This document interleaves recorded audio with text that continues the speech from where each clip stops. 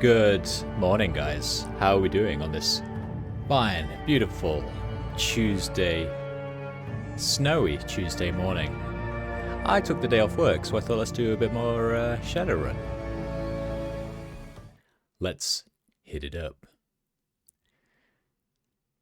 Let's get it done. I'm not going to read this. I already read it to you last time. Read it yourselves.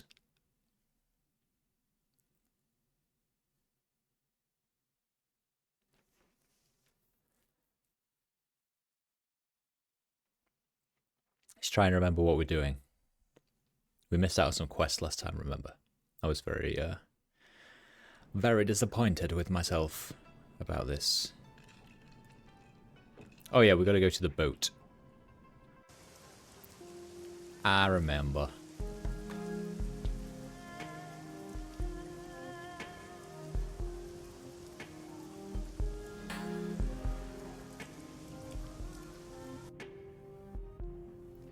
You two can bunk here for a while. She nods with her nose towards the hatch. You've each got a head to take care of your necessaries. Try to knock before you enter someone else's, okay? Seriously. I know the drill. Wu turns to you. Stinks of fish, just like that place we squatted at on Leary Avenue back when we were kids. The one with that Aztlan family and their dog. They were good people. Yeah, until the 162s decided they wanted the place. He wipes his nose with the gloved hand. They were good people. Sorry that had to happen to him.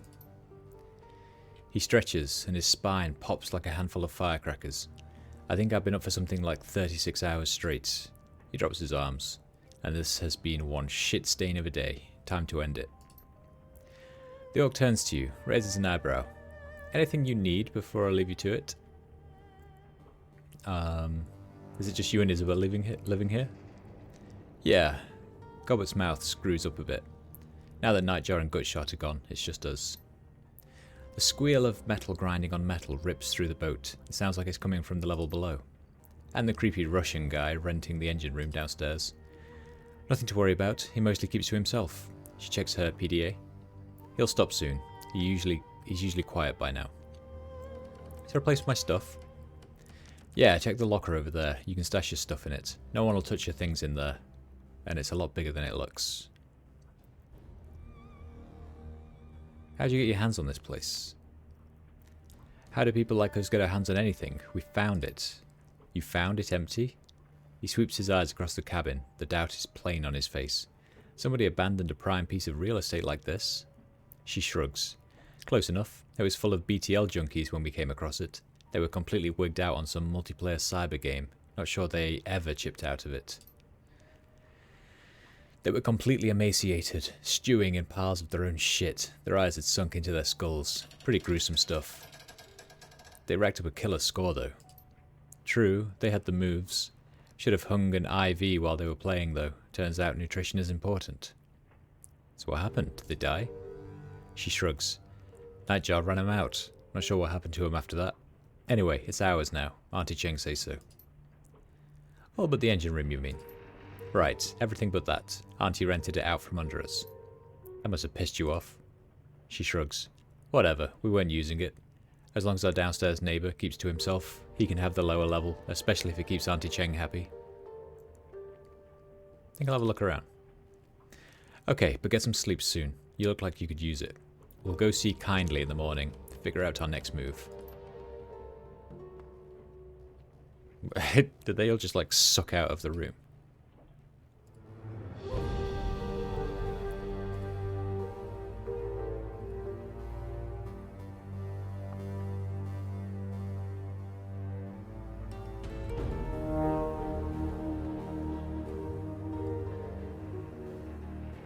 Hey Mel, I got some things to take care of. Let's talk later. Okay, buddy.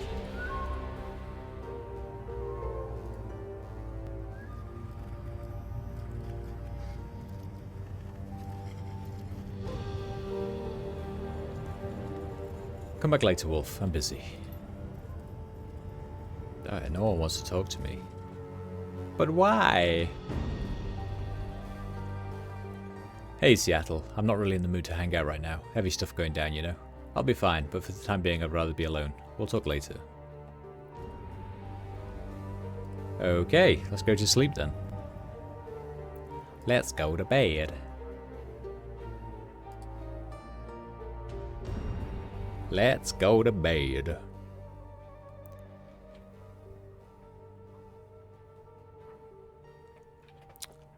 The cot in your cabin is neatly made, with crisp-looking sheets and an insulated plastic blanket. A fine layer of dust coats its surface. It's been a long time since anybody slept here. You climb into the cot and worm your way under the sheets. They've been starched stiff as boards, but you slept beneath worse. The lice and bedbugs that plagued your old prison cell are mercifully absent here, and the salt air is fresher than the rancid stink of the Redmond Barrens. The moment your head hits the pillow, exhaustion sets in. You can barely keep your eyes open. Sleep washes over you like a warm bath, and everything goes black.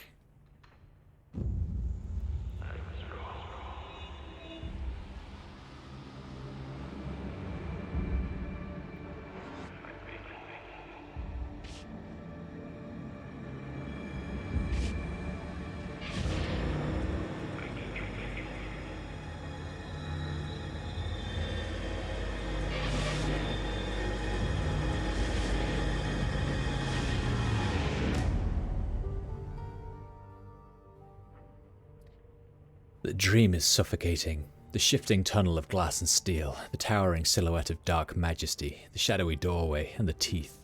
They snap at your heels as you claw your way back to consciousness. You open your eyes to Duncan looming over you. He shakes your shoulder roughly.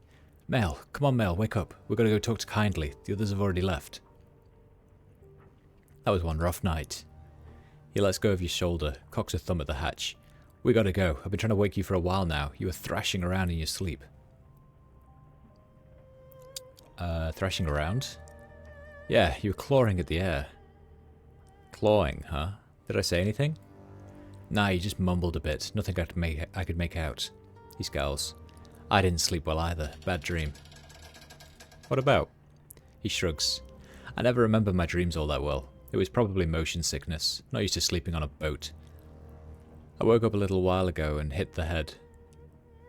Then I came back and I woke up a little while ago and hit the head. Hit the head? What does hit the head mean? Went to the toilet? Masturbated? I came back and woke you. You doing okay? I'll survive. His fingers hit a knot. He winces. But man, nothing's gone right since we stepped foot in this country. I'll tell you something though, and this is after a full night's sleep. I don't believe Ray's dead. What makes you say that? Think about it. That statement from the cops on the newscast could be fake. Ours was. And that surveillance footage? We never saw Raymond get shot. The camera was hit by stray gunfire. His passion is intense but contained, focused. Raymond's a live male. I know it. So what do you want us to do now? I don't know. Wait for a lead to turn up, I guess. He smiles. His teeth are white and straight and perfect. I'm just the muscle, remember? You're the brains of this outfit, just like when we were kids. God, I feel like I'm 12 years old again, squatting on a stinking trawler. My partner's gone, Raymond's gone. Hell, I'm gone. I don't even have a name anymore. And now I can't even go to sleep and hide from it all without having a nightmare. His jaw tightens and his teeth grind so loud you can hear it. What else is going to be taken away from me?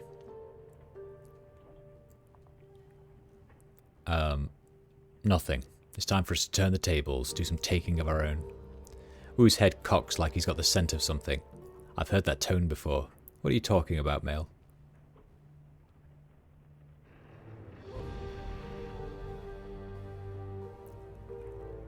Don't be dense, Duncan. That old woman's setting us up. Yeah, it feels that way to me too, but setting us up for what? What are you thinking?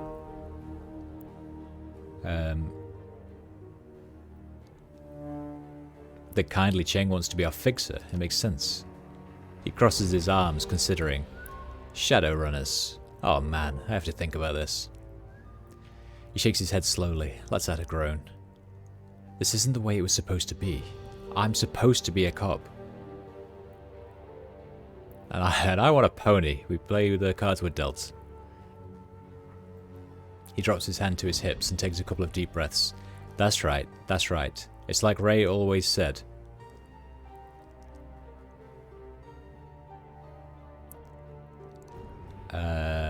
When the winds of change blow, some people build walls, others build windmills. He chuckles, finally. Raymond never said that. It was our housekeeper, Mrs. Maloney. She had it tattooed on her back, right? How'd you see it? Don't mess with me, man. You know I've got anger management issues. He checks his watch. Gobbert and Isabel left a while ago. We should get going, too. See what that triad lady has to say.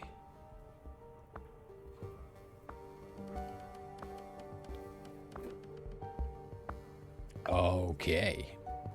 Alrighty then. That's my stash. It's got fuck all in it. There's nothing to do in here.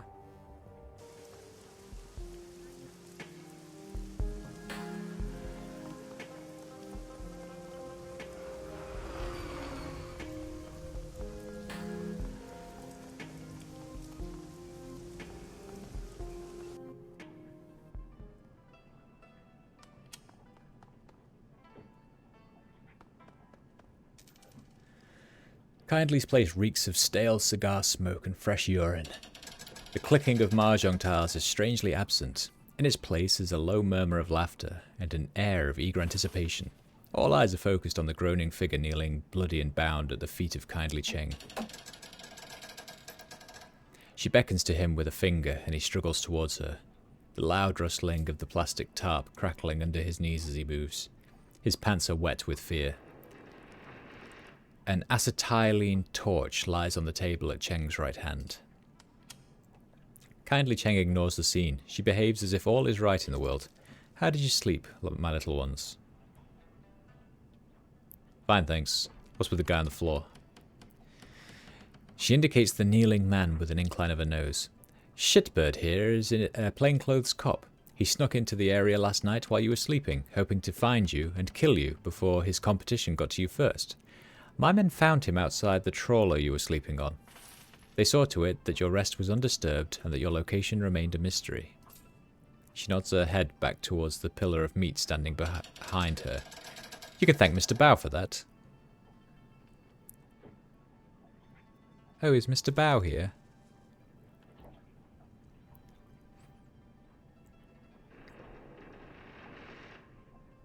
I will nod at him. Bao inclines his head, 1/4 of an inch. She addresses the bloody man on his knees. Now, shitbird, tell my friends here what you told me. I don't know anything, I swear. We just got the orders in last night. He pushes his head towards Yu and Wu from the floor, struggling to keep his balance. Somebody high up wants these two dead. The whole department is on it. I don't know anything else. Someone from high up? The old woman lifts her foot, taps her chin with the toe of her shoe. Oh, taps his chin. I was like, what? Taps his chin with the toe of her shoe. How high? The cop looks up at her. Looks around the room filled with triad soldiers. One of them opens his coat and shows the cop something inside. He closes it slowly and winks. The cop drops his head to his chest. All the way up. It's someone on the council. Someone on the executive council wants these two dead. Cheng spits on him with a sneer. Fuck your ancestors to the 18th generation. Give me the truth. The cop wears the spittle. He never lifts his head. It's the truth, madam, I swear it. Whoever it was labelled them as terrorists. We're to terminate them with extreme prejudice. Kindly Cheng shuffles closer to the kneeling cop, reaches down and strokes his head with her hand. Then she slowly digs her fingers into his scalp. She pulls back hard until his chin points up. The triad boss leans in close and searches his eyes with her own. That's all he's got. She lets go of his head and smooths his buzz-cut hair with her hand. For whatever reason, last night someone on the Executive Council of the Free Enterprise Zone ordered the Hong Kong police force to kill 2 nobodies from Seattle. I find that fascinating, don't you?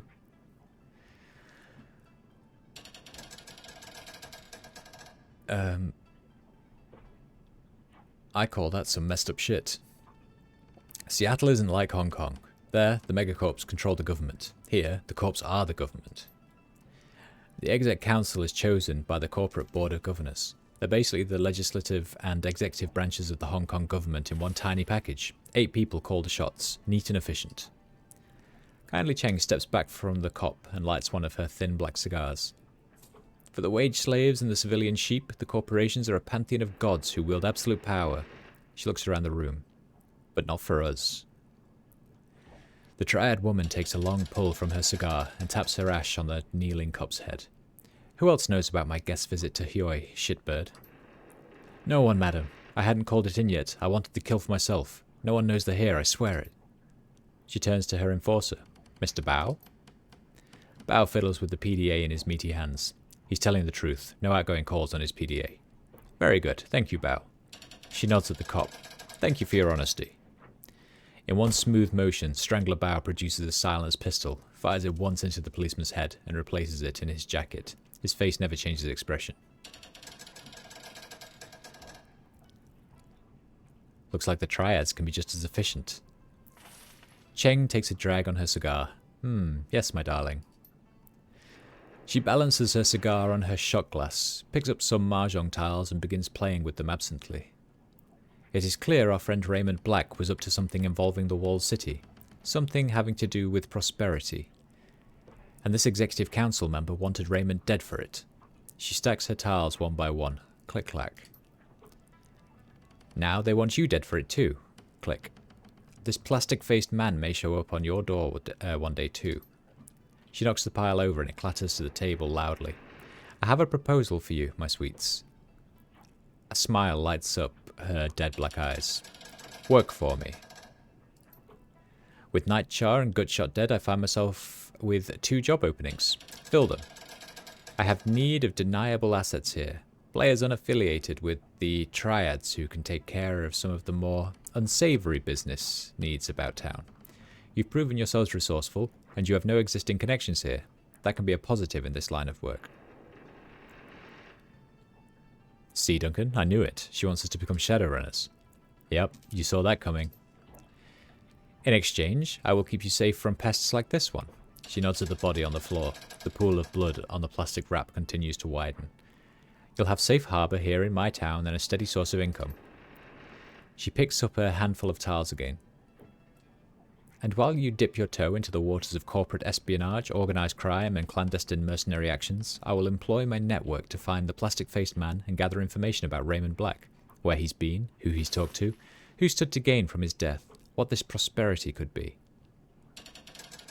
You're putting out a lot of effort to help a pair of foreigners. Not foreigners, my sweet, valued business associates. I need to learn who killed one of my clients and then ordered the cops to execute my team of Shadowrunners. Her voice drops and she becomes deadly serious. This is a brazen disregard for my power. Face dictates it must be confronted, or I stand to lose everything. We need to find out who killed Raymond and why. And we shall, my sweet. Work with me. Allow me to help you make money. Let my network work for you and help you find what you've gotten yourselves into. Without my help, you won't last a day out there. You're completely out of your depth, I'm afraid. You need a partner. Kindly Cheng will be your partner. Wu's hands go to his hips. He drops his head and shakes it a little, amused. It was just like you said, Mel. Shadowrunners. Glad I had some time to think about it. Process. He grips the back of his neck, squeezes hard, rips his hand away. Ah, fuck it. I'm not a cop anymore. That guy's dead. He nods, the decision made. I'm in. What about you?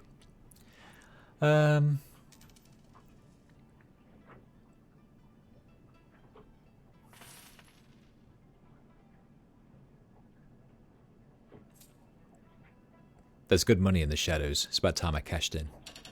He nods, grimacing a little. All about the Nguyen, huh? Not surprised. That's cool, but it's not where my head's at. Not at all. Raymond's alive, I'm sure of it. So I'll run the shadows as long as Auntie Cheng keeps up her end of the bargain and helps us figure out what really happened to him. Then I'm going to find my father. Then it's done. Heoi is now open to you. She gestures to her lieutenant, who raises a finger to her ear and whispers into her sleeve. First order of business, Wolf here has already chosen a street name.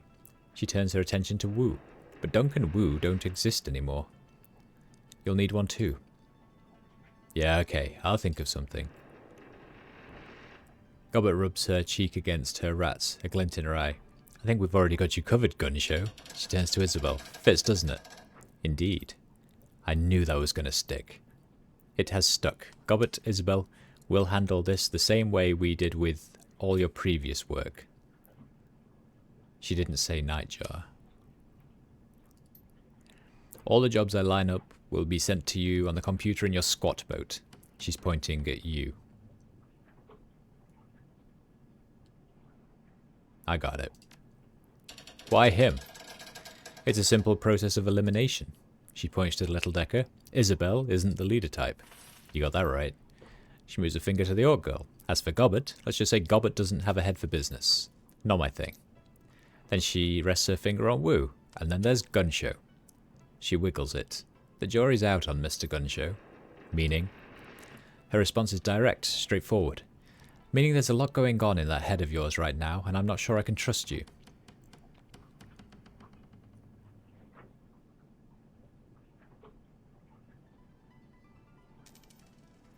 So I'm in charge because I'm the best of the worst. Oh, my sweet, don't put it that way. She opens her arms. You're the most equipped for the role. She's making sense. You're the right person for this, Mel. I had a handle back in the Barrens. Wolf. Guess it's time I dusted it off. Wu shakes his head, eyebrows raised. It's going to be weird calling you Wolf again. Haven't called you that since we were kids. Gobbet looks from Isabel to Wu. To you. I guess this is our new crew. The rat on her shoulders scurries to the top of her head for a better view. Welcome to the shadows, Wolf.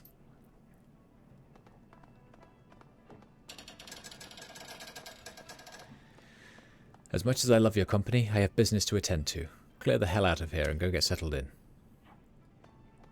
Okay. As you lead your team through the shadows, your companions will continue to develop and learn new combat skills. Clicking on the icon in the lower right corner, blah blah blah, each advancement level you may choose one of two, choose wisely, blah blah blah blah. So she can...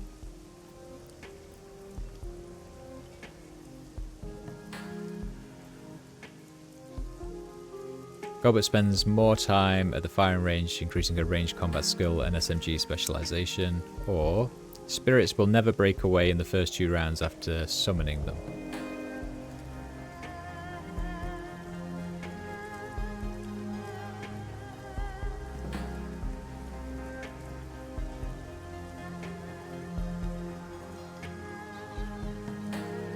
What have you got? Lethal Force. Duncan gains an assault rifle ability that fires a single shot of incendiary ammo. Does an additional 2 damage. Pierces up to 2 armor. Or...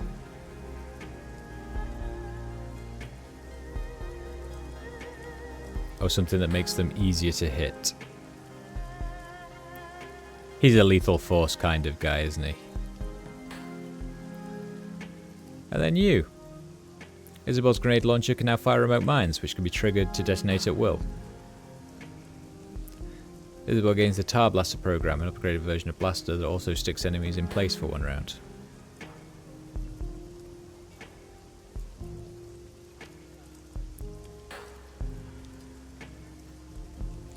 Cool.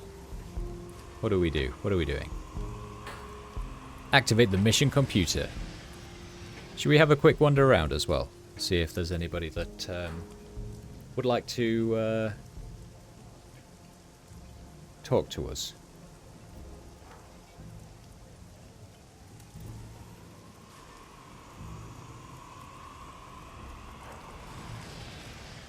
Reliable Matthew.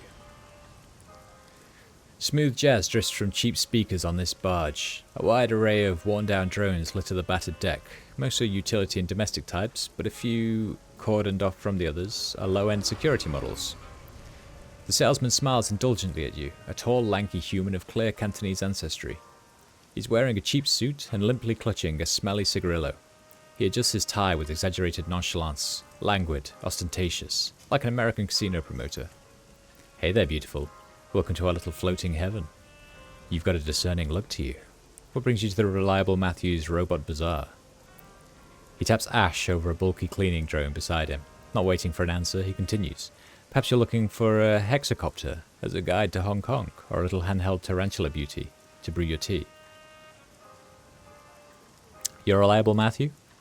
That's right, reliable Matthew Shun at your service. He extends a hand to shake. The odour of peach-scented moisturiser and stale tobacco smoke wash over you. How about it?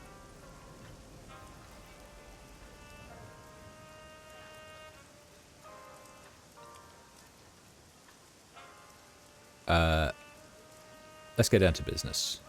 Of course. Though may I just say, welcome to our little patch of peace on the river. I think you'll really love Heoi. It's just a fantastic place.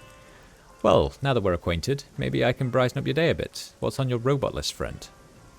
Are you calling me beautiful? You know it, beautiful. I hope I don't offend. I just can't help it. To me, everybody's beautiful, baby. Knock it off. Sorry, I just can't help myself. It's who I am.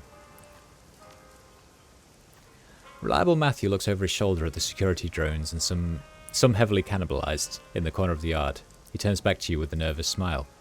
Funny you should ask. I've just gotten a Doberman that I'm selling at an incredible bargain price. Should we take a look?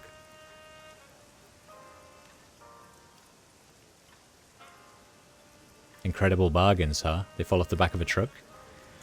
Are you implying that they're stolen? If so, you're mistaken. He smiles indulgently, as if you've just said something in an alien language. This merchandise is provided only to trusted suppliers, only by trusted suppliers who certify the authenticity and workability of their goods. I don't furnish manufacturer certificates, but all the providers really are top-shelf guys, really beautiful people. Otherwise, I wouldn't carry their drones.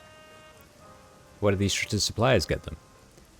Where do Fan's prawns and soy chips come from? Or Lucy's lovely textiles? Or the electricity for the lights? Reliable Matthew sweeps his arm expansively at the heavens, trailing a stream of blue cigarillo smoke. Where do we get this glorious bluebird sky? Matthew takes a big breath, staring rapturously at the grey clouds. He looks back down at you, his expression goes flat. He shrugs limply, and speaks in a monotone for a moment. They're smugglers and fencers. I don't know where they get their drones. Did these suppliers certify the untraceability of their goods? Absolutely. He proudly taps the Aztechnology logo emblazoned on a housework model beside him. The majority of them are genuine knockoffs. Any IDs are stripped, but most were never registered in the first place. Can I be a supplier if I have a spare drone? Well, it's a very exclusive process. You need to be a member of the community in good standing, have good references, and pass a background check. He smiles widely. His eyes seem to twitch over you nervously. Or, if all you have is the drone, I can work with you.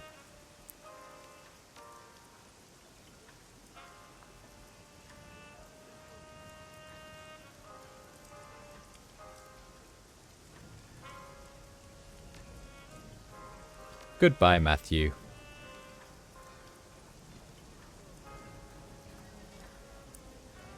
Jin, he's the name of my D&D character.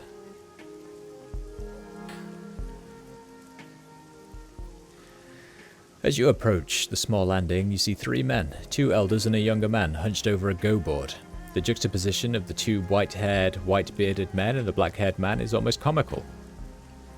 Together, the 3 resemble the small black and white stones of their game.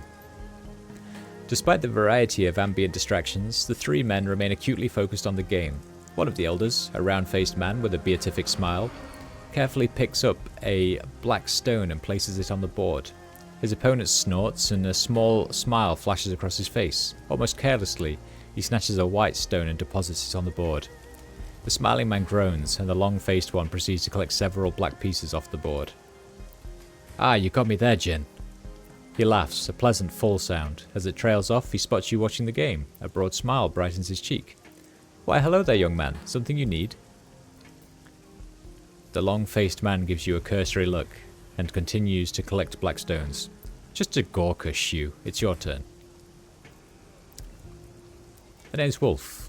Got a second to answer a question or two? I could use a short break. How about you, Jin? Jin sighs, shoulders slumping forward. After a moment of scowling, he reluctantly speaks. Fine, a short break. The 2 elders turn towards the younger man. He looks to be in his early 30s, but it's difficult to tell. The skin on his face is smooth and supple, with only the suggestion of creases in the eye, mouth and forehead. But the small gestures, a blink, a flare of his nostrils, briefly reveal the lines of his face. The man's eyes rise from the go-board and study the elders. He nods. I've been hearing about strange dreams here in Heoi. Have you had any nightmares recently? The three men exchange looks. Shu turns to you. What a coincidence. Wasn't but an hour ago that we were all discussing that very thing. We've been having bad dreams, every one of us. Interesting. You mind sharing? Jin shakes his head and crosses his arms. What makes you think we'd be comfortable sharing our dreams with a complete stranger? Seems like a good way to get ourselves in trouble, especially with what you kids can do with the Matrix you all love so much. He turns his head, pretends to spit. Heh. Shu waves his hand dismissively at Jin. Don't mind him. He's always been a poor sport. But he raises a good point. Some of our dreams contain information best left private. Just as yours do, I'm sure. Having just met, how can we be sure that you'll respect our personal information? I'll tell you. The young man's voice cuts through the din like a razor, and the elders fall silent. He turns to you and locks his eyes, dark orbs that burn with piercing scrutiny, onto yours. He nods and returns his gaze to the go-board. I believe you're trustworthy, Wolf. Please, Wolf, make yourself comfortable. I'll share my dream with you. I appreciate it. Go ahead. He exhales slowly, then begins speaking. I dreamed of a long, dingy hall. When faced with such a thing, one generally walks its length. So I lifted my right foot and placed it in front of me. But upon taking that first step, I found myself instead drawn down an alleyway to my left. It wasn't there before, this alley. It only appeared as I began to walk. As I moved down the alley, I found myself surrounded by friends and loved ones. They all stood there, silently watching me with smiles on their faces. And as I passed each one, they fell to the ground in my wake, dropping like puppets with severed strings. Somehow I knew that if I followed this road to the end, I could have everything I'd ever dreamed of, but I woke before I could reach it. He folds his hands in his lap. There's a moment of silence before Shu speaks up, the rosiness in his cheeks having drained away. I too saw the long hall. My own experience was different, however. The hall was far off in the distance, and I was looking down on it from a strange angle, as though we were perched on a wall high above. He pauses and looks at you. You know, young man, Wolf, you look very much like the person I saw walking that hall. He moves steadily down the path, walking at an even pace, and just behind him, a great and terrible shadow followed. Of course, I didn't have the best view up there on the wall, or wherever I was. I could have been anyone. Perhaps this old mind of mine is seeing your face now and misremembering the dream. He lets out a chuckle, and a small flush of red returns to his cheeks. He looks over at Jin. All right, Jin, go ahead. Jin broods in his corner, arms crossed and jaw set. I've changed my mind. I don't want to share my dream. Nonsense. Master Lau and I have both told him our dreams. Now it's your turn. Jin sticks out his lower lip. No.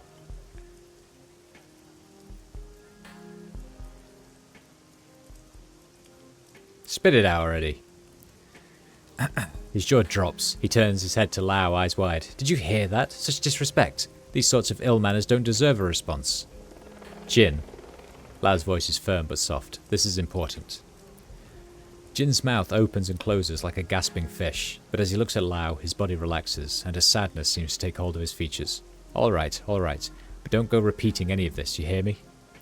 He takes a deep breath and slowly releases it. Folds his hands in his lap. My dream began as a nightmare. I dreamed of the failures and mistakes that I've made throughout my life, the people I've let down, the competitors I've crushed, the wife who died in hospice without me. I dreamed of the family that I abandoned. A change comes over him. His eyes brighten, and he continues energetically. But then I dreamed of the walled city. I stood before it, and its door opened to me. And when I passed inside, all of my guilt fell away. It was as though the city had absolved me, had washed away my guilt, and I remember feeling happy. As his remembrance ends, so does his lightened mood. His face shrinks into a pout, and he stares grumpily at the ground. There, I did it. You happy? Lau nods. Thank you, Jin. You have my thanks too. Yeah. Now can we change the subject? My ulcer's acting up. I'm guessing you've been around these parts longer than I have. Is this sort of thing normal? If it were normal, we wouldn't have huddled around discussing them in whispers now, would we? Enough of that, Jin. Wolf here asked in earnest for our advice. He deserves a proper response. Shu gives you a gentle smile. Please forgive our friend. Bitter years have left him suspicious of others. The answer to your question is no. Upsetting dreams have never been uncommon in Heoi, but these recent visitations have been different. They've been darker, more vivid, stronger than normal dreams. Last night I felt consumed by the sense that something was coming. While my friends here felt a sense of relief and excitement as their dreams ended, I felt as though I was sitting on the precipice of some vast and terrible chasm, with the void yawning beneath my feet. Suddenly his cheeks flush. He blinks twice, then looks away. But perhaps these are just the ramblings of an old man. Please forgive me. You speak wisely, Shu. It is foolish to embrace a thing that you do not understand. What Jin and I saw in our dreams was alluring, but so is the light to a moth. Your instincts are still strong and sharp, my old friend. It is wise of you to trust them. Shu bows deeply, his eyes to the ground. Thank you. I can only hope these dreams do lead to something beautiful. There's already enough deception in this world. Jin groans loudly. Can we get back to the game now? Don't want to keep you. Of course. Stop by again sometime soon, Wolf. Your company has been refreshing. Thanks. Good luck with your game. Appreciated, young man. We'll be seeing you. We'll be seeing you.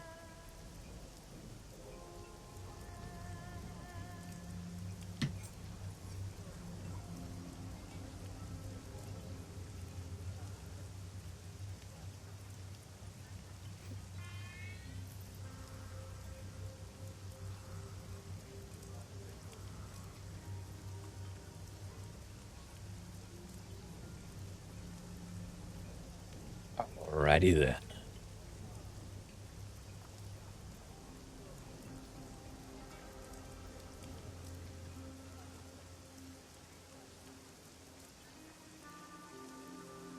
Where else looks like? There's someone to talk to. Maximum Law. What a name. Hello, Maximum Law. Overhead, a gigantic hollow sign shines like a searchlight, screaming its message through the dim light. It hums and flickers, sputtering like an old engine. Fierce electrical crackles sporadically burst out of the sign's emitter, stabbing your eyes and filling your ears with static. Under the baleful glare of the sign, the rusty mini-barge's deck is stacked with electronics. Dilapidated stereos share space with crisply boxed servers. Ranks of disks and memory chips fill display cases, padlocked under plexiglass. A short human in his late 20s stands in the middle, hands on his hips, talking loudly into the air. Bulky virtual reality goggles cover his eyes. A data jack cable runs from his temple, down his stained t-shirt to a belt load of clearly home-built computer hardware. No, I'm telling you. His voice is shrill, clipped. Nobody uses KM3s. Like, nobody. They're shit. I don't care what Deng says. If Shiawase SRP uses KM3s, they're stupid. Hey, flesh is rolling up. I gotta go. He turns to face you, goggles blank and enigmatic, blinking with tiny lights and wrapped in duct tape. He points at your PDA. I ripped that PDA. You work for Kindly. His lips work impatiently. Yo, what do you want? Who are you? Servos whine as two lenses in his goggles zoom in on you. Who am I? You're new here, I get it. You don't know about me yet, but you will. I'm one of the guys that keeps this neighborhood running. This is Law's Technology Palace, satellite territory of Wampo. You step on the boat, you're in a sovereign state. I represent Wampo here. I'm Maximum Law. He draws himself up proudly, setting his hands on his hips. The Maximum Law, yo. Oh, I hate this guy.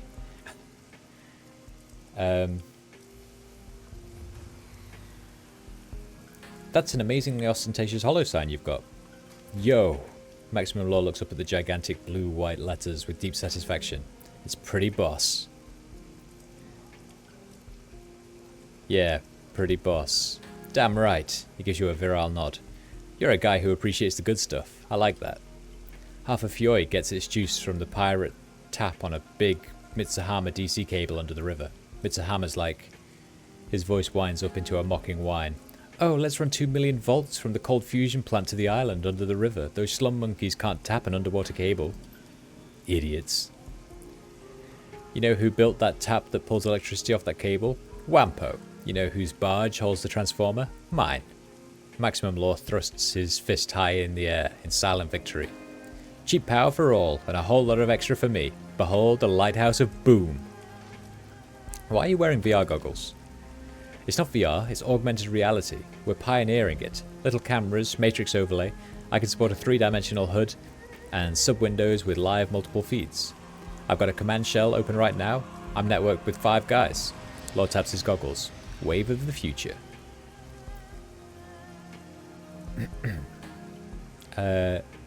Techies trying to proxy for astral perception with gadgets. Cute. Don't give me that woo-woo villain chaser bullshit. All that astral stuff, it doesn't do anything tech can't do better, ultimately. It's just a shortcut. Law says it with supreme confidence, a statement of perfect fact.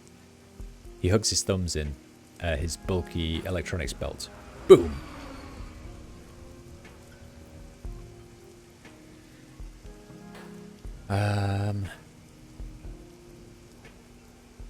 Looks like you've got some dangerously exposed wires over there.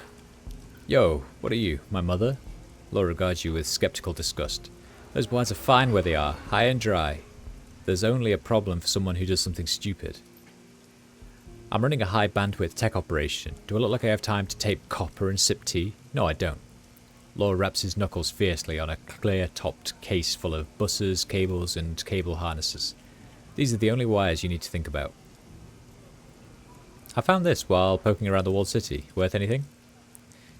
He scans the chip's casing with a handheld optical reader. Yo, that shit's banned. Lifted off some yellow Lotus. They traffic this stuff. Delisted sim chips, full sensory experiences. You looking for a buyer? I can make it happen. How's 120? Okay. Yeah, well, I'll sample it first. But these Calhots can send you for a trip. Don't worry, I can handle my sims. Show me what you got.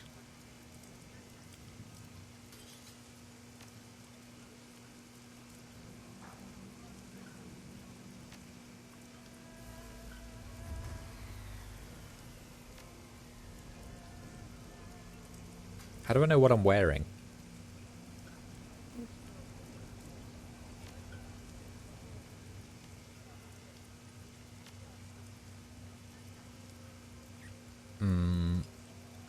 I'll come back to that.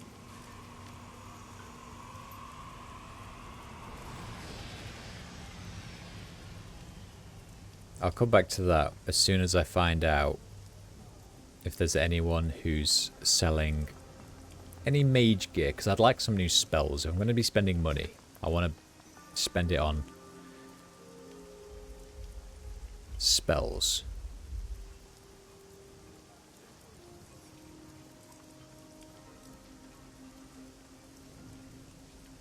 Spider Shen. Despite the wind and rain pelting Heoi, the proprietor of this stall, a monk judging by their outfit, is unconcerned. The monk's expression is indifferent, though hardly placid or serene. Muscles show as tightly wound metal bands beneath the skin, ready to snap in any direction without warning. What's more, the monk's robes are anything but ordinary. Certainly, silk makes up the base outfit, but it's paired with a high-impact ballistic armour, heavy-duty boots, and a bandolier of throwing knives. The table in front of you is arrayed with a wide variety of melee weapons, charms, jade pendants, and other mystical accoutrements. Beneath an awning in the rear are rows upon rows of cages, each housing some variety of exotic reptile or insect. These in turn are flanked by jars and boxes of Chinese herbs, incense, powders, and inks. The monk spares you only the shortest of glances as you approach. I am Monk Shen. Most people in Heoi call me Spider Shen, on account of the spiders back there. You're not a local, not by a long shot. It's definitely a statement, not a question. What tipped you off? Shen smirks crookedly, 2 teeth peeking out behind thin lips. Body language. You're not afraid to look me in the eye, for one. For another, your clothes. Not in fashion, here in Hong Kong. Swords, knives, clubs, I sell it all. I make most of these, but if I can't, I've got friends who can. If you need incense or salves for medication, I make and sell those too. And if your joints ache, I can give you acupuncture. Shen places both palms on the table, leaning over it towards you with a wicked grin. So what can I show you? You sell the snakes and spiders too? Shen shakes a finger at you, eyes narrowed. No, they're mine. I can sell you the things I craft with my hands or the things I can do. But the medicines and poisons I make are my secret. You want those? You apprentice to me. In 5 years, maybe I show you how to make a poultice, eh?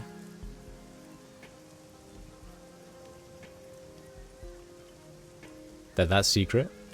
Of course they're secret. These are what set me apart from the rest of the street dealers in Heoi. You want cram or bliss? Any 2-bit triad punk can make that for you. But I can realign your ki, set your yin and yang in balance, or set somebody else's out of balance with a few drops. To master my skills, you need to learn for years. It's not just following a formula. You want to learn? You need patience. You try to learn without patience, all you do is ape the masters. Shen snaps 2 fingers and points at the cages. You have to understand them to truly learn my art. Otherwise, you never become a master. Might as well get a skill soft. You're a monk and a weapon dealer? Shen slowly raises an eyebrow, arms folded. Yeah. Where else would the ancient masters have gotten their legendary swords and spears? Down at the mall? I was at Wudang Mountain for 15 years before coming back to Hong Kong. I've been practicing Xing Yi Quan my entire life. That's how I learned the herbs as well as the forms. It just so happens I'm good in a forge too. That's why that's why what you buy here is better than what most of the people sell. What's Xing Yi Quan? Shen strikes a sudden pose, body low, one fist against her hip while the other is extended in an open palm. The 5-element fist style. Water grows wood, which burns to become fire. Fire creates ash and earth, which condenses into metal, etc. The forms cycle the 5 elements, and opposing elements block each other. A water fist will break a wooden defense, but a water block will extinguish fire. Should one use a water interception on a metal fist, however, water will be smashed apart. Direct, simple, powerful. Not so elegant as Bajiquan or Tai Chi, but much more powerful. Shen pulls a tarp away from a nearby lump. The object beneath the tarp is revealed as the door to an Ares City Master armoured personnel carrier. It's been caved inward by a massive amount of force, and in the dead centre of the door is an indentation into which Chen's fist would fit perfectly. Power comes from focus, and focus comes from practice and meditation. Xing Yi Quan produces more power than most other forms of Kung Fu, and applies it in a highly focused way. So I become a weapons dealer here. I was a runaway, a street orphan in Aberdeen. One day, an old man who called himself Woe offered to take me in, let me make something of myself as long as I worked hard. Nothing in this life is free, friend, not even Grandfather Woe's help. So I work for him now. Sounds like he was part of a triad. Shen's eyes roll. Obviously. You think I'm in kindly little haven for no reason? She and Grandfather Woe are on good terms. I don't get in her way. I pay a cut to her, and everybody's happy. Even Woe, because I solve problems for him. Shen raises a balled fist, which suddenly bursts into blue flame. After a moment, it gutters and goes out. Remember that. If anyone ever gives you something for free, in Heoi, you pay it back with money or blood, but you pay it back regardless. Why are your weapons so special? Because I take greater care with them, and I've studied the ancient texts. Anyone can make an excellent carbide steel blade, but I can make that carbide blade burst into flames. I can make it sing with joy in combat. Anyone can make steel, not anyone can awake its soul. Can I see one of the blades? Shen waves a hand at you dismissively. No, of course not. Swords like that have to be custom ordered. Only when someone cancels an order do I have one just laying around, and believe me, they get snatched up quick. I get the picture. Let's take a look.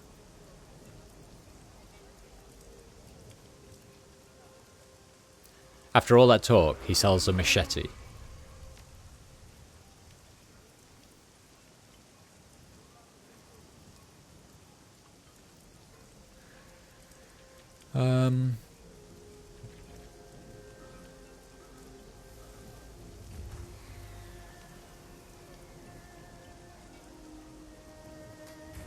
Okay, thanks, monk boy.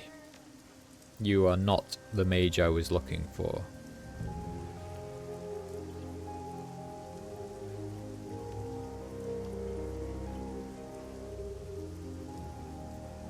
What do we think, Frederick? Are you going to let me in now?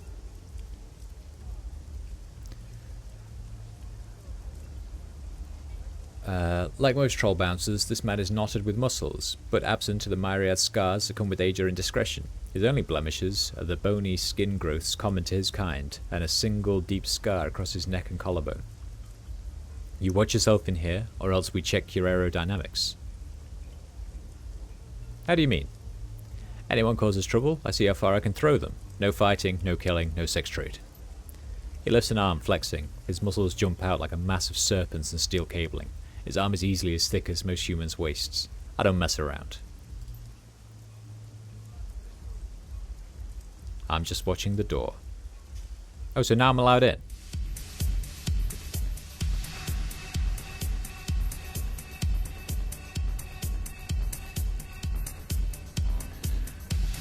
Okay. Better groomed than most of his kind, the young troll nonetheless ruins the effort with his own blatant drunkenness. His eyes are red and his expression foggy, but he otherwise appears to be high functioning. Have a drink, friend. Have two, then maybe something else to chase it, eh? You alright? Couldn't be better. I'm a Prince of Club 88, chosen, you might say. Part of the family that owns this place? You're a shrewd one, friend. I am the heir apparent, and my birthright? To peddle chems to every sniffer that passes through our gates. What do you say? Need something to pick you up or bring you down? Can you tell me what I might find around here? Not a hell of a lot, but I suppose it depends what you're in the market for. I'm your man for chemistry. My ma offers an assortment of firearms in the back. Everything else is just glitter and smoke. If you're looking for tech, Law's place sells all the techno baubles you could ask for. Just walk towards the giant blue hollow sign that gives everyone a headache. Out further on the same dock, Reliable Matthews, your basic used drone salesman. He's the only one in town for that sort of stuff. If you're needing magical whatsits, try the Parlour of Five Phases. Haven't a clue about that stuff myself, but both places certainly smell legit from the street. You're better off staying here though. I could set you up with an ampoule of something really smooth. Okay, you sell drugs. There is only one way to describe the troll haunting the back of Club 88. Weathered. It is as if a man has been carved from granite and then battered by the crash of waves and salty winds over the course of decades. Welcome to Club 88. No killing, no fighting, no sex trade. Rules are rules, you the one who makes them? In part, along with my better half, I'm Henry Kafai, co-owner of the club. If you're looking for guns, speak to my wife. If you're looking for farmers, speak to my son Callum. And if you're looking for trouble, you'll be seeing my son Frederick, briefly.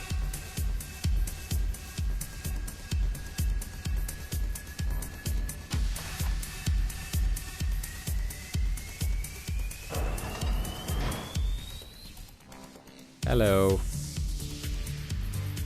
The older troll woman has a striking Amazonian quality. When she was younger, she must have really turned heads. Can I help you? You in charge here? And don't you forget it. This is my family's place. Me, my husband, and our two boys. Now, do you have business with me? I have no time for window shoppers. I have firearms from all over the world, from Ares to Walther and everything in between. You in the market?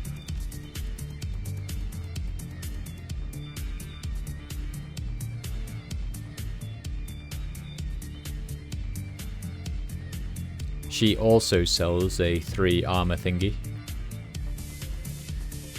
Anything else you need? What can you tell me about Heoi? There's only one thing you need to know. The corporations do not rule Heoi. We're under Kindly Cheng's umbrella, and her Yellow Lotus soldiers protect the docks and maintain the peace, but we're not Triad members, and they don't own us. Heoi is a crossroads, where goods change hands and deals are made. Kindly makes the market, but we, the families, make it happen. Ermine speaks with the pride of a woman who bows politely to great powers but never prostrates herself before them. Families rebuilt this place when it was left to rot. Strong families like mine, and we protect our own.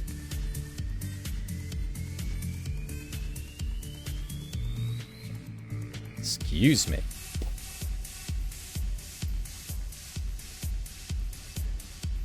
Outside, and outsiders and corps know that tangling with Heoi is more trouble than we are worth. The Triads know that it's better to work with us than against us, and now you know these things as well. You would do well to remember them. Maybe another time. Very well. Bye-bye.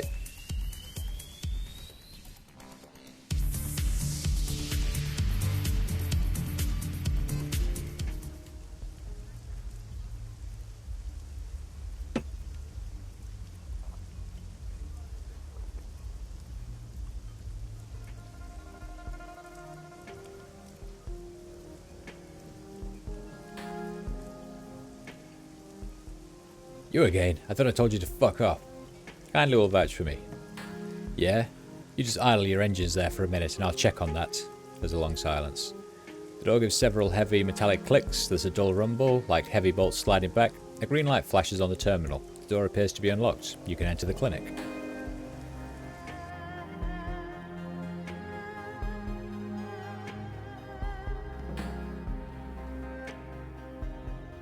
This clinic looks like it just hosted a party.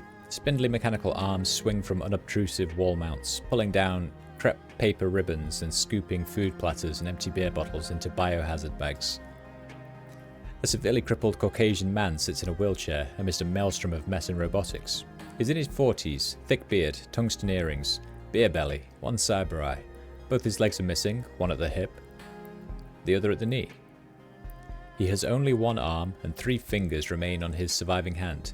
His face and arm show the scars of reconstructive surgery. He grins widely at you, regarding you with bloodshot eyes. He's clearly hungover. Hey, I'm Ambrose. He shouts cheerfully in English, his words piling together in a loose Midwestern accent. They call me Ten Arms. Welcome to the Kong. Fellow UCASian. He chuckles, his chest shaking with mirth. A Waldo arm springs to life and swings over to him. Its menacing metal pincer momentarily sets a cigarette between his lips, just long enough for him to inhale from it. Kindly says you're alright. What can I do for you? You're a doctor? Sure I am. I'm a rigger doctor, a rockter. Ambrose bursts into laughter, then stops and clutches his head. Oh man, I cannot laugh hard today. Too much partying last night. It hurts. I'm not board certified, but don't worry, I should be. I'm full on skilled. My work's Yellow Lotus guaranteed and precisely in accordance with World Medical Association standards. Everybody in Heoi comes to me. Because I'm the only one, because I'm the only option. Ambrose chuckles delightedly. I guess that makes you my only option too. Hey, beggars can't be choosers, right? Don't worry, I take care of people here real good. What do you do here? What do I do?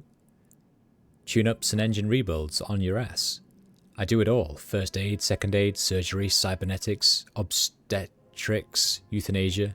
I'm your one-stop shop for health and beauty. Well, maybe not beauty.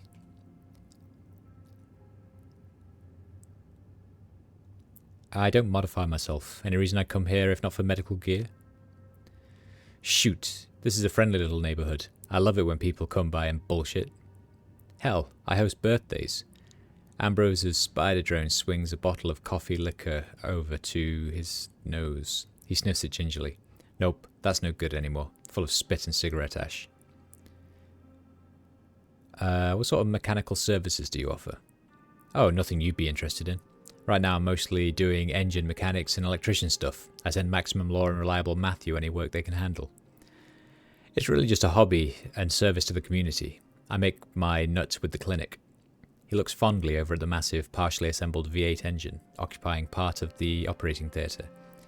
That baby's going to be a goddess when I'm done with her. Can you store me with combat wear? You know it. You got the coin and the essence, I'll trick you out like a bulldozer with ground effects and a turret. I've got it all. Bionic limbs, wired reflexes, deco wear, blood filters, synthetic muscle, bone lacing, greased bearings, ground effects, tight bolts. The full range of Chrome Alley services is something that we like to keep beneath the HKPF's radar. Your front door could stop a bulldozer. Why so fortified? Are you kidding? Have you any idea how much all this stuff in here is worth? This is a high capital operation, and life's dangerous for a guy missing most of his members. Tooling up and smuggling criminals. Let me tell you what though. Someone bursts in here, they're going to be in a world of hurt. Ambrose chuckles evilly. There's a lot more than pipes and wires up in the false ceiling, and I've got Kindly's crew and the Club 88 boys on the panic button. They know which side their bread's chromed on. What? You thinking of trying to knock me over? He laughs uproariously, but it's not clear if he's kidding. Show me what you got. Tune-up or spare parts? I'll take that V8 engine and a box of chocolates. Ambrose bursts into laughter. I like you, you've got good taste, but that engine is family. Seriously, what do you want?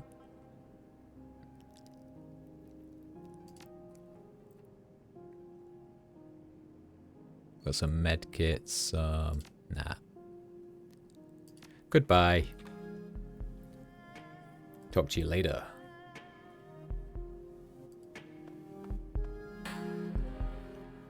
This impressive home-built computer is running multiple large memory units and processors. Chilled air from its active cooling system washes across you to the whir fans. A thin fiber-optic cable runs across the floor to Ambrose in his chair. On the wall behind the computer are miscellaneous decorations, notes and photos. 2 items stand out, a large dry erase calendar and a corkboard plastered with printouts. News clippings and BBS posts have been printed, carefully snipped and pinned in place. Most are less than a year old. They're intermixed with grainy photographs of what looked like a devastated city, Chicago. The news articles describe an outbreak of a virulent version of the Vitus plague in the city, and the subsequent quarantine of a zone containing hundreds of thousands, if not millions of people. The newest items are plaintext bulletin board postings printed out. The very fact that they're from so crude a site is strange. Very, very few Matrix sites are so plain.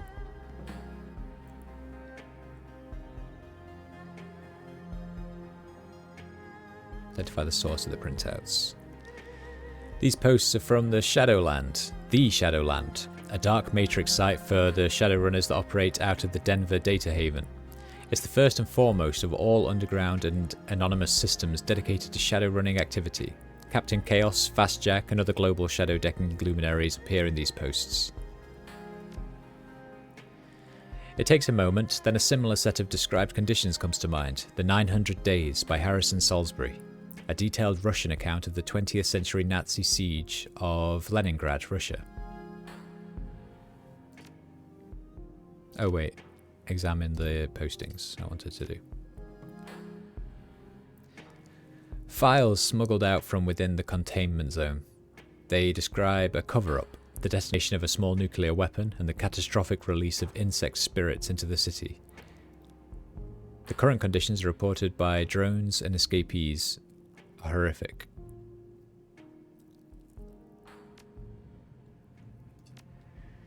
The dry erase calendar is cluttered with a relentless storm of commitments, written in cramped, sloppy handsy. Most appear to be medical appointments with patients, followed by a busy list of social engagements. Closer scrutiny reveals others: a basic mechanics class on Wednesday nights, basic computer coding Sunday afternoons. Before both of these, inked in red marker, prepare lesson plan, you stupid idiot. Holidays. Big combat auto races. Birthdays. Every Sunday until 4 PM is simply labelled engine. Only 5 hours a night are allocated to sleep, but large swathes of time are conspicuously labelled hangover.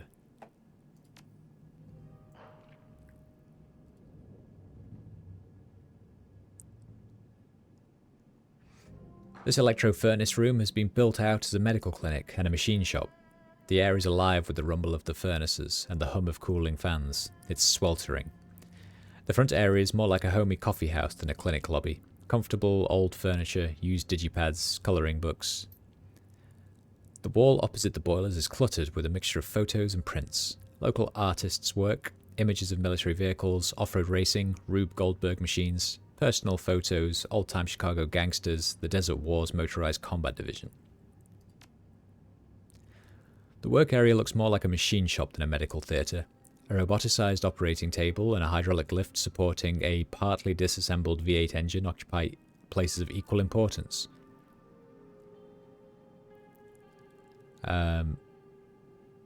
Against the north and south walls. Prosthetic limbs are racked overhead like machine parts. A heavy lift hoist is clamped to an I-beam. An impressive home-built computer sits against the far wall. Several bulkier towers sit under the desk, fans whirring. It looks more like a sysadmin Decker's server station than a doctor's terminal. The floors are scuffed concrete, stained with grease and old blood. The faint odours of ammonia, gasoline and antiseptic mingle in the air. A large sign on the back wall reads, "Sanitary space, no spitting." The pictures are mostly of Heoi residents, holidays and parties. 10-armed Ambrose is in many of them. A vast scope of photos suggests that Ambrose must be acquainted with almost everyone in Heoi. You want to talk to me about any of this? Nope.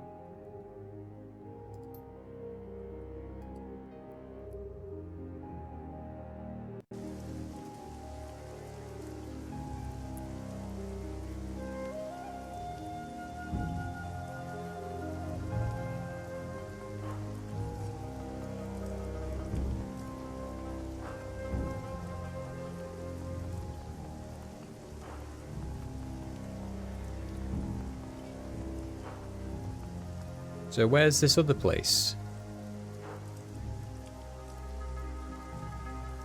Where's this 5 elements? Ah! I missed it.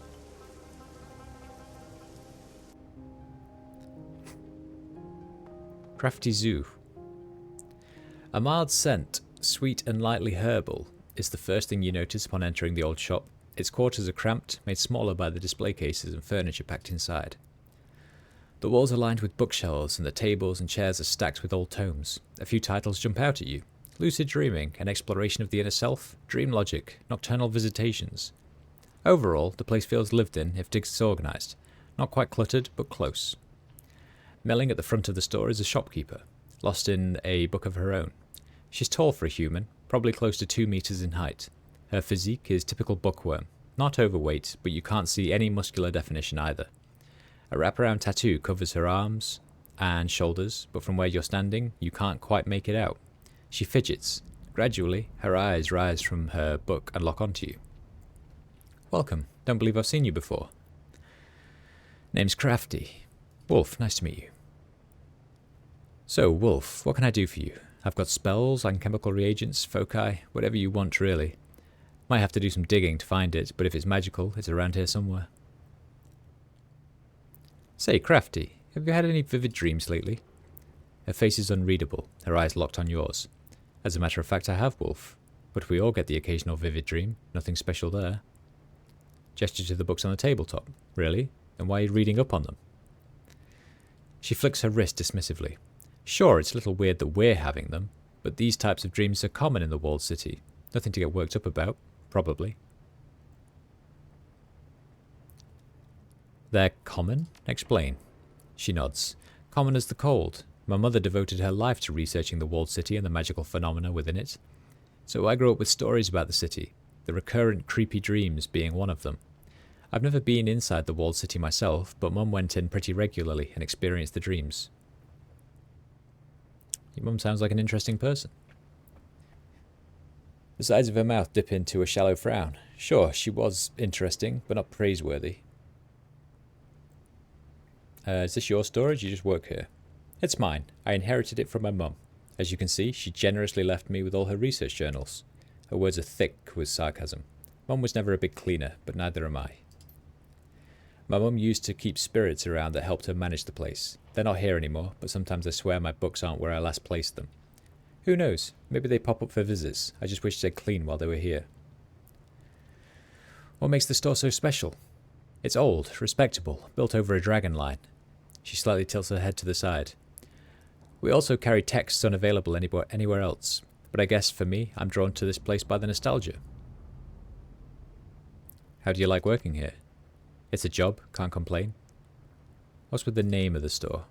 It's a cultural thing. The 5 phases represent wood, earth, water, fire, and metal. Some people believe they're the basis of how things function and interact with the world.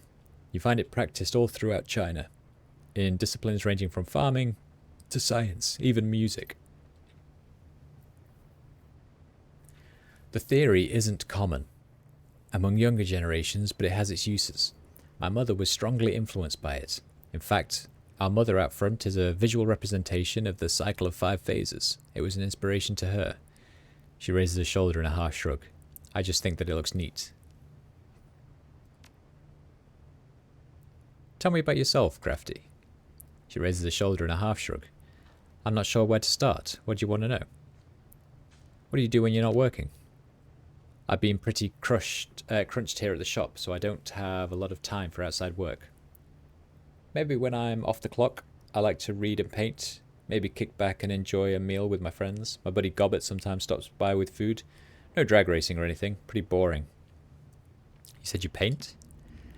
Just for fun. I don't make any money off it or anything like that. I just find it relaxing. Design my tattoos.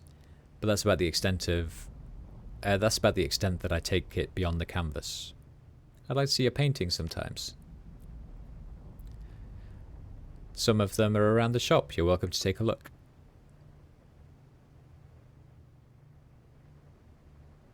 I know a Gobbet. Wonder if they're the same person. You know a lot of Gobbets? I'm sure they're one and the same. She's a good person. We're not real close, but we have a pleasant relationship, chatting over French fries, discussing our latest shows, you know, shallow things. How do you know her? She and Isabel got me out of a tough spot. Good. Keep her by your side. Gobbet's pretty fluent in the ways of this city and the people who live here. She knows her stuff. If you stick with her, you'll find yourself in a lot less trouble than you would otherwise. What do you like to read? Crafty claps her hands together, and a slow smile spreads across her face. Aside from the usual, I love sifting down each morning to a tall cup of soy calf, and with the latest news streams on hand, I pop it right open to the obituaries. Makes for great reading. She smiles at you for a moment before speaking. Kidding. Well, for all you know. I tend to stray towards detective novels, maybe some suspense and horror, and when I'm not reading for leisure, I study my textbooks to keep my magic sharp. Sounds fun. Is Crafty really your first name? No. A wave of nostalgia seems to pull her gaze towards the shop's front window. The name started out as a joke, actually. Back home, my mum used to call me Crafty, since the meaning is similar to my given name. I liked it because of the way it sounds. I insisted that the family call me Crafty, so it became a sort of nickname around the house. When I got older and started school in Hong Kong, I made my mum register me as Crafty, and it stuck.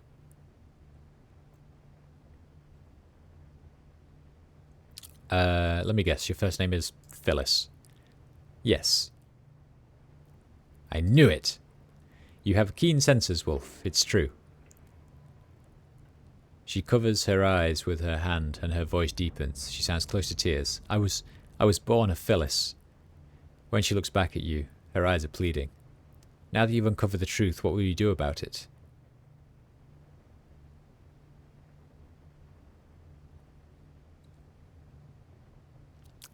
Oh, Crafty. I mean, Phyllis. Phyllis, I'm so sorry. Shoulders slump, eyes grow heavy, her voice is now hardly louder than a whisper. You don't have to apologize. This is my burden. But please don't tell anyone. My reputation will be ruined. Your secret's safe with me. Her act shatters as you see her struggling to hold back a smile.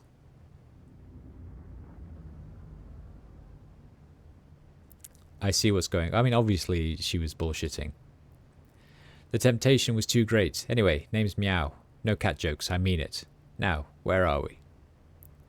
Your mother sounds like quite the mage. Did you study magic too? I sure did. Natural predisposition. She flexes her arm. Or whatever.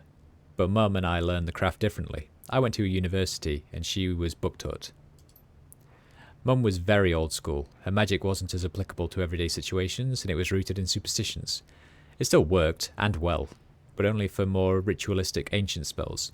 Practical spells, like rain shields and bottomless trash cans, were outside of her repertoire.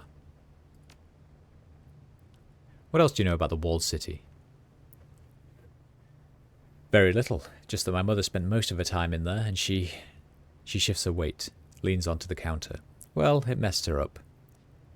Is there something specific you wanted to know about? What can you tell me about the walled city? Where to begin? The walled city's always been a hellhole. It started a bad place, it's still a bad place. Crime's drawn to it like a magnet, and you can't enter the city without a security guard on each elbow. But not even that will guarantee you safe passage. No one famous or rich or memorable has ever come from the place, and the only thing it's known for around here is its shitty reputation. That's about the gist of it. Now, there's a whole library here that just so happens to be the foremost location for walled city texts. I'm sure you can fill in any blanks. I get the feeling your relationship with your mother was unusual. You better believe it. She was obsessed with the walled city. Put it before everyone else in her life. Mum ate, slept and breathed that city. Was something fueling her obsession? Yeah, actually. Mum was convinced that something was wrong with the place, that it was cursed in some way, polluted by unnaturally bad qi. She'd visit the city under the protection of the Yellow Lotus and spend hours, sometimes days, studying it. Crafty tears her eyes away from the books and returns her gaze to you. Mother was consumed by her research. Did she ever find anything? She sure tried. Mum thought she could find a way to purify the place and to exorcise its demons. Her obsession with the walled city grew, and she devoted more and more of her life to breaking its curse. Wish I could say she fell off the radar, but really, the rest of the world fell off hers.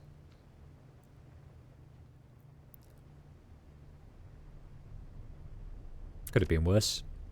You're right, she could have been a rabid, blood-sucking vampire with a taste for child flesh. Considering the circumstances, it was still hard, but here I am. Sounds like you don't believe in your mother's research. You can see Crafty studying you. She exhales through her nose, and it seems as if she's considering something. I know we've just met, Wolf, but you have a generous ear. I don't mind discussing my mother with you as long as we keep the details between us. Mother's research was stupid, just plain stupid. She wasn't stupid herself. Mum was very bright, but her obsession was downright unhealthy. Anyone could see that. The walled city is a toxic place, home to dark spirits and astral influence, but Mum believed in a singular curse at the heart of the place. When you say toxic, what do you mean? My mother failed to change the walled city, and the time she spent inside there changed her. She grew sickly and became moody, irritable. She suffered from night terrors for the rest of her life. It must have been difficult to watch her decline like that. She points a finger at you. It wasn't just that. The breaking point for me was her ridiculous obsession. I refused to indulge her, and it drove a wedge between us. Neither of us were willing to relent.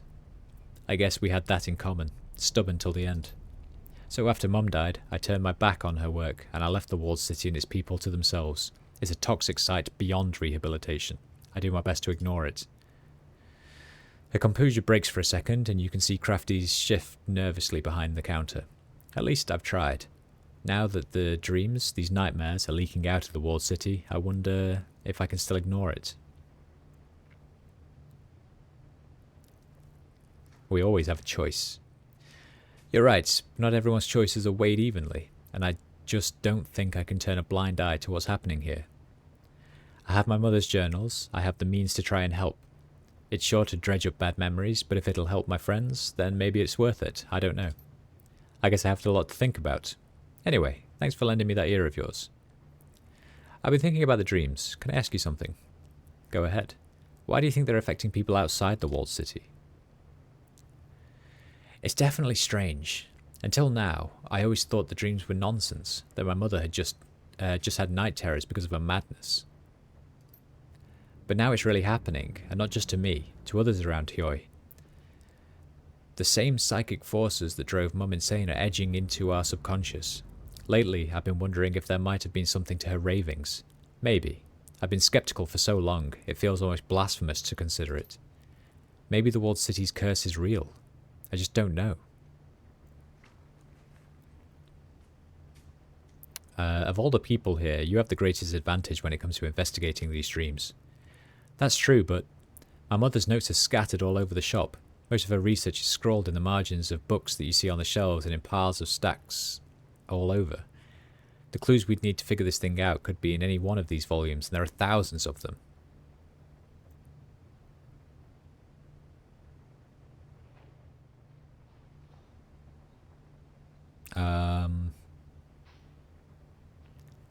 This isn't just about you and your mum.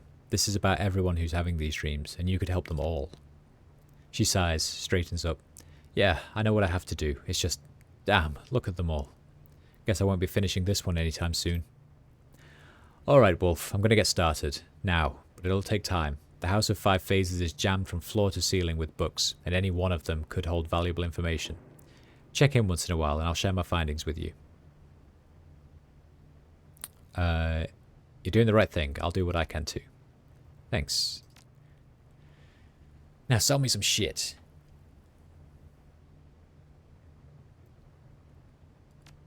You sell a shaman garb. that I want.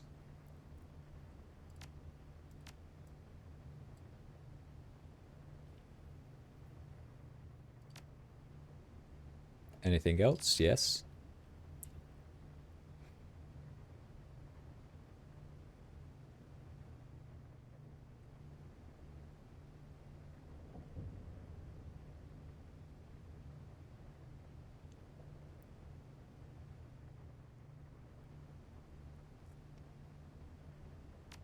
I definitely want haste. I don't care about any of the fetishes.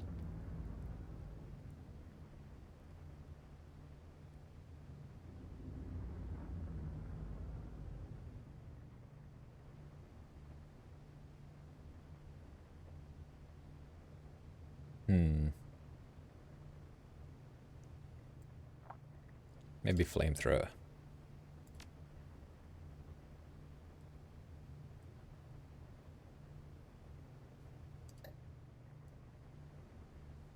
Nice. Anything else? Thanks, Crafty. See you around.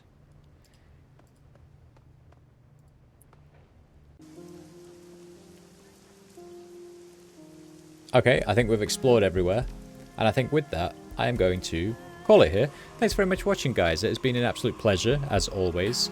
I will catch you on the flippity-flop. There's going to be no stream for a couple of days because I have to travel with work from today. So probably Thursday, I will be streaming again. Again, thank you for watching. It has been an absolute pleasure and an honor. See you next time.